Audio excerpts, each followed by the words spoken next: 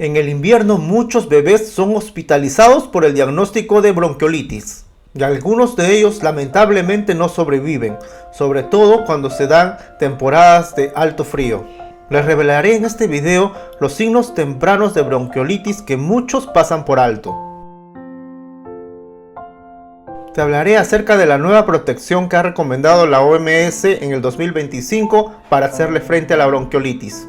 Y sabrás cuándo correr exactamente a emergencias para no perder minutos vitales. El virus sincitial respiratorio es el virus principal de causar la bronquiolitis y neumonía en menores de 2 años de edad. El brote de bronquiolitis actualmente está ocupando más del 85% de las camas pediátricas en los hospitales.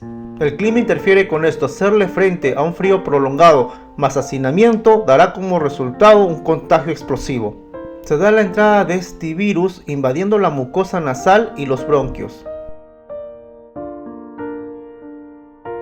Esto causará inflamación a ese nivel, causando la paralización de los cilios de las células respiratorias. Adicionalmente se dará la producción excesiva de moco. Adicionalmente también va a ocasionar obstrucción, haciendo que las vías respiratorias estrechas del bebé se taponen. Y de esta forma presentarán la presencia de sibilancias y apnea. Esto causará adicionalmente una disociación entre la ventilación y la perfusión, causando una hipoxemia rápida. A continuación te voy a dar los síntomas por fases y por edades. Cuando el bebé tiene entre 0 a 3 meses vamos a encontrar los siguientes síntomas. Presencia de estornudos leves y rechazo al biberón. En esta edad los signos de alarma serían los siguientes. Pausas respiratorias mayores a 10 segundos. La presencia de un color azulado a nivel de los labios y dedos. Entre los 3 a 12 meses de edad encontraremos los siguientes síntomas. La presencia de tos seca, fiebre menor de 38 grados Celsius y la presencia de sibilancias. Entre los signos de alarma en esta edad vamos a encontrar el hundimiento costal, la presencia de una taquimnia, que son más de 60 respiraciones por minuto, y un quejido expiratorio. En las edades de 12 meses a 24 meses encontraremos los siguientes síntomas. Tos productiva e irritabilidad. Y entre los signos de alarma vamos a encontrar los siguientes: deshidratación, letargo y una fiebre mayor de 39 grados Celsius. Apneas o respiración irregular. Silencio auscultatorio. Ya no se llega a percibir las sibilancias debido a que el aire casi ya no pasa. Saturación menor del 92%. Retracciones intercostales severas. Deshidratación severa, pañales secos mayor de 8 horas o la presencia de llanto sin lágrimas. Rechazo absoluto del pecho o el biberón. Padres sin medios de transporte y una distancia mayor de 30 minutos al hospital. Una oxigenoterapia humidificada tratando de llegar o superar los 94% de la saturación de oxígeno. Alto flujo nasal en los casos moderados. Esto ayudará a disminuir los ingresos en la UCI en un 20%. CPAP o ventilación mecánica en los casos que haya hipoxemia, manteniendo la presión arterial de CO2 menor de 55 milímetros de mercurio. Broncodilatadores, solo prueba una dosis. Si no hay respuesta a la misma, suspender. Corticoides sistémicos, no indicados salvo comorbilidad asmática. Nebulizaciones con solución salina hipertónica al 3%. Reducen la estadía hospitalaria entre 12 a 24 horas. Nirsevimab, vacuna de anticuerpos. Es un anticuerpo monoclonal que va a neutralizar el virus sincitial respiratorio.